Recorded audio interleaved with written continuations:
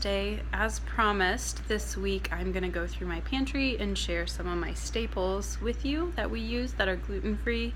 Most of them are soy and dairy-free as well, but not all of them. Biggest thing, honestly, is reading labels when you go to the grocery store, and you'll find, similar to last week, is that I end up cooking with a lot of whole foods ingredients. And so I'm just going to go through each product and share a little bit about it, if we really like it, if we don't, where we're at with it. And I hope you guys find it helpful. And if you have any questions, please let me know. Or if you've seen a product that you're like, oh gosh, I wonder if this is any good. If we've tried it, I will let you know if you ask. And like I said, biggest thing comes down to reading labels. Because it's amazing what gluten is in. So for instance, last night Coleman and I went to Bonefish Grill for my birthday, and we always let our waiter know that we are gluten sensitive. And depending on your waiter, sometimes it's just easier to say, yep, it's an allergy, because not all of them know what they're talking about. If your waiter seems like they know what they're talking about, then feel free to say, no, it's a sensitivity, cross-contamination doesn't matter. But if your waiter seems relatively clueless as far as gluten-free goes, then just tell them it's an allergy and they will be overcautious. But Coleman tried to order 3 or 4 different things, and the guy was like, nope, sorry, not gluten-free. And it was all stuff we would have assumed was gluten-free, or had a gluten-free option. And none of it could. Or like one of the dishes I wanted to order had a medley of mixed vegetables, and it had gluten in it. Who knows if it was the seasoning or if they used wheat as a binder, but it's definitely worth letting your waiter know if you're eating out and you really do want to eat gluten-free. And you may be surprised that, last night the french fries they had a coating on them that had gluten in it, and they didn't have tamari, so they couldn't make any of the fried rices without gluten, because soy sauce is 50% wheat and 50% soy in America. Not all the salad dressings were clean, so you definitely have to ask. And in the beginning, it feels like you're being high maintenance, or it's awkward or whatever, but honestly, if you just say it's an allergy, they have to work with you. And so if you really do want to eat out and go gluten-free, that's the best way to do it. But for eating at home, just share some of the things that we do. So what you'll find, like I said, is that we do a ton of whole foods ingredients. And so this is red lentils. We use this as a side all the time. I love doing lentils because it does count as your carb, but it's also significantly higher in protein, so it's much more balanced and it hits your system a little bit better. So unless you have a legume sensitivity, lentils are a great option. And often what I will do with those is I'll cook up a big batch and then we eat on it during the week. And then steel cut oats. Get some gluten-free steel cut oats. And again, I will make a big batch on Monday, and the girls will have a little oatmeal with their eggs all week long. Quinoa is another one we do. So you can see none of these products say, the original bags may or may not have said gluten-free. A lot of them I buy in bulk, or I get them at Costco, but they're not necessarily gluten-free products because we eat the whole foods. And the quinoa is the same way. I will make a big batch of quinoa during the week, and then I use it for like quinoa fried rice, or I'll mix it in as a side with some greens, or that may be one of our favorite ways to do it, is garlic and greens and quinoa. If we're gonna do popcorn, we go with the full kernels, because there's no extra soy, there's no extra oils, and it's so easy to do, and it takes no time at all, and we just do it in coconut oil. And let's see, brown rice and black rice, so a couple varieties of rice there just to mix it up. Again, All these things are gluten-free, but they aren't necessarily gluten-free products, if that makes sense. Another side that we use is potatoes, sweet potatoes, purple potatoes, red potatoes. So those are all common sides that we use. Let's see, I'm kind of putting all this stuff away while I do this, just because I got it out so I would remember. We always keep different kinds of nuts on hand because nuts are an easy grab that are clean. But you do have to check the ingredient list. So like, I think it's Smokehouse almonds or Smokehouse nuts. Not all of their almonds are gluten-free, so you have to read the label. But like the ingredient list on these, dry roasted almonds with sea salt. That's it. And they will say on some of them, you'll see the ingredient list here.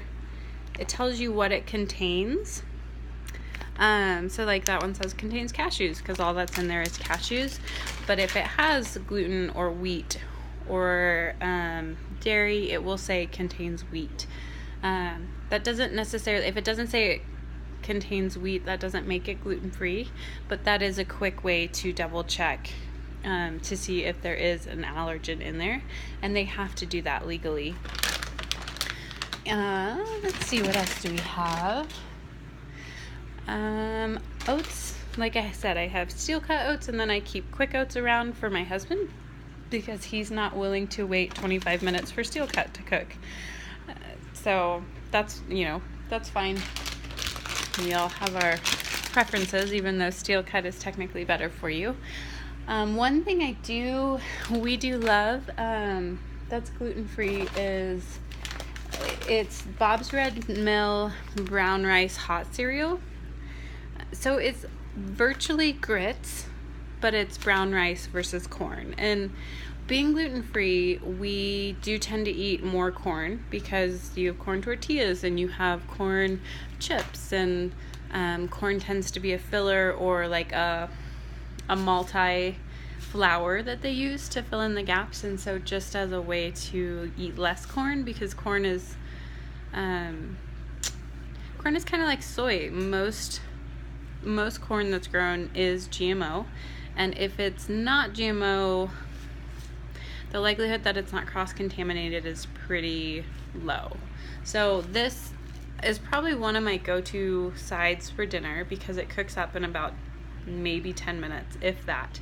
It cooks up really fast and it's super easy, but it's basically just ground brown rice versus, however long it takes to cook full grain brown rice. And then you can do it cheesy grits. Obviously, with a lot of dairy sensitivities here, we tend to just do butter and salt and pepper. But yeah, this is a go-to for us for dinner, actually, not for breakfast, even though it calls itself a cereal. And we use that to replace grits, which we actually like better. I found some traditional breadcrumbs at Kroger. So I do keep some of these on hand. These last us forever because I don't do a lot of breading. I wouldn't say that's one of my specialties. I'm not a pro. So we use these occasionally, but again, nothing to write home about. There are a couple other brands out there that are pretty good too, but I can't remember them off the top of my head. As far as pastas go, this is the red lentil pasta that I've talked about more than once. Again, similar to the red lentils that we do on the side. I like the nutrition profile of red lentil pasta better than regular pasta. So like if I'm going to make dinner for my family, I will often make them regular pasta. And when I say regular, I mean gluten-free brown rice pasta. And then I'll make a small side of the lentil pasta for me. It does taste different. I think once you put sauce on it, it tastes great. But my kids kind of are picky about it. So sometimes I'll do half and half. And then sometimes I just do two separate pots. So this is the brown rice pasta we get. Also Trader Joe's. Both of those are from Trader Joe's. And again, if I am going to eat pasta with my family, I have a tendency to do the lentil pasta or to do zucchini noodles or spaghetti squash. I try to, a lot of this stuff that you'll see, like for me personally, I try to do my yellow containers during the day, but I also love quantity, and so sometimes I don't feel like those yellow containers are very big, and so I fill the rest of my plate with veggies.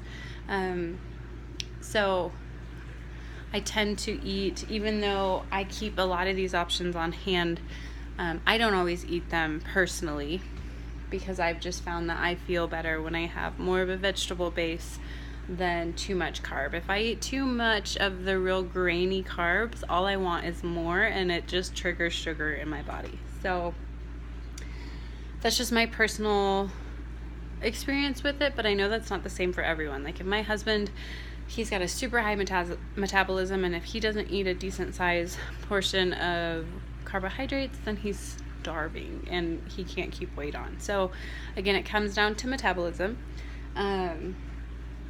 But there are definitely other options as far as always filling your plate with the carbs, even if you're going gluten-free. So another one of the brands that I always go to if I'm gonna do baked goods for birthdays or just special treats for us around the house is Pamela's. I don't know if Pamela really owns the company, but we talk about her like she does. But all her stuff, we've never been disappointed with Pamela's. And so we keep I get a big bag of the pancake mix and baking mix. Keep a big bag of that in the freezer. Sometimes we order 3 off of Amazon because that's the best deal. And that's what we use all of our pancakes for on the weekends, and muffins, and most of the breads that I make. Now, this is not dairy-free. And so whenever I make pancakes, I always have to make 2 different batches, with May and I being dairy-free. So we just don't make pancakes that often, which is why we keep all of our flours in the freezer. But like I said, if you're looking for a brand that's a go-to, Pamela's, and I have never talked to someone who doesn't love Pamela's. So she whoever she is, has a great combination for their flour mixes. And it's almost always successful. So when I make an alternative option for May, I usually do a combination of almond flour, and then I'm using up the Krusties. Honestly, I don't feel like I found a great gluten-free, dairy-free option, Krusties. This one comes out more like biscuits for everything. So nobody likes a cookie that tastes like a biscuit. We like to call those Kiskits in our house. And so I can't say that I found one that's dairy-free and gluten-free that I really love. The Pamela's actually does have a few options that we haven't tried that we probably need to try. But the Pamela's has buttermilk in it, and so that's why May can't handle that. But recently I did pick up this paleo mix from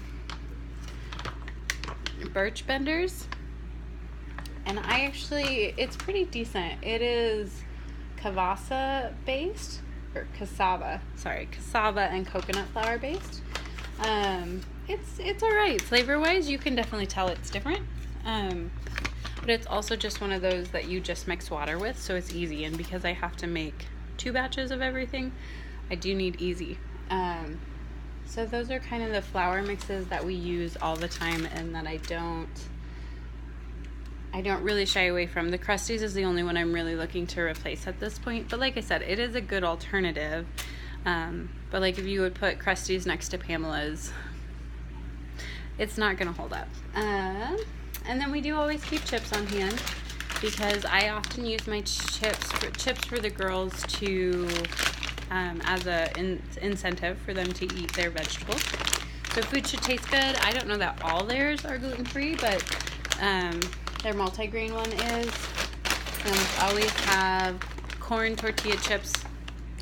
And the corn tortilla chips we always make sure are organic, because again, going back to the corn being high with GMOs along with the soy, we just don't want many GMOs in our diet if we can avoid it. And let's see, that's most of it. I think I've showed you